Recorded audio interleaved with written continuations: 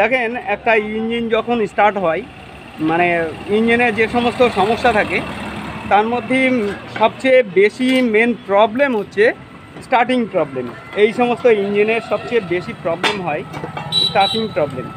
এরপরে অন্য অন্য যে সমস্ত প্রবলেমগুলো, যেরকম লোড নেয় না, কালো ধোঁয়া মারে, তারপরে তেল বেশি খায়, তারপরে মিসফায়ার আসা, এই ধরনের বিভিন্ন রকমের প্রবলেম কিন্তু এতে লেগেই থাকে। তা যাই হোক, যে সমস্ত প্রবলেমগুলো আমরা সচরাচর দেখি তাদের মধ্যে সবচেয়ে বেশি প্রবলেম থাকে কিন্তু স্টার্টিং প্রবলেম, বিশেষ করে এই চায়না ইঞ্জিনগুলো। তা এই চায়না ইঞ্জিনের স্টার্টিং প্রবলেম কোন কোন কারণে আসে সেইগুলো আগে ভালো করে জানতে হবে।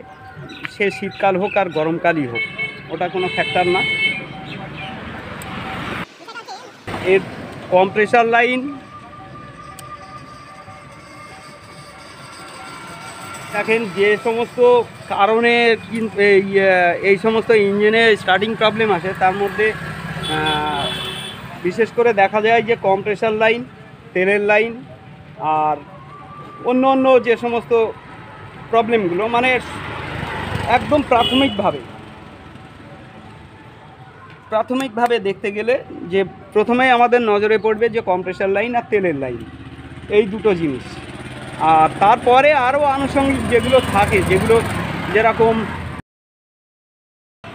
পেনিয়ামের টাইমিংয়ের ব্যাপার থাকে, তারপরে ক্যামশ্যাফট কেমন আছে না আছে, তারপরে পিস্টন বা কানেক্টিং পিস্টন ফেজ লেভেল থেকে, মানে সিলিন্ডারের ফেজ লেভেল থেকে কতটা উপরে আসছে না নিচেই আসছে, এই জিনিসগুলো দেখতে হয়।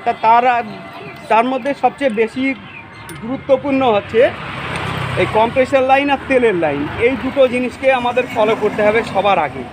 তা যেহেতু এই ইঞ্জিনটায় একটা স্টার্টিং প্রবলেম ছিল, যার জন্যে আমরা এই খুলে দেখলাম যে সিলিন্ডার পিস্টন খারাপ হয়ে গেছে, তা ওই কারণে আমরা সিলিন্ডার পিস্টন নতুন দিয়ে দিলাম, আর তেলের লাইনটাও তো চেঞ্জ করে দিলাম।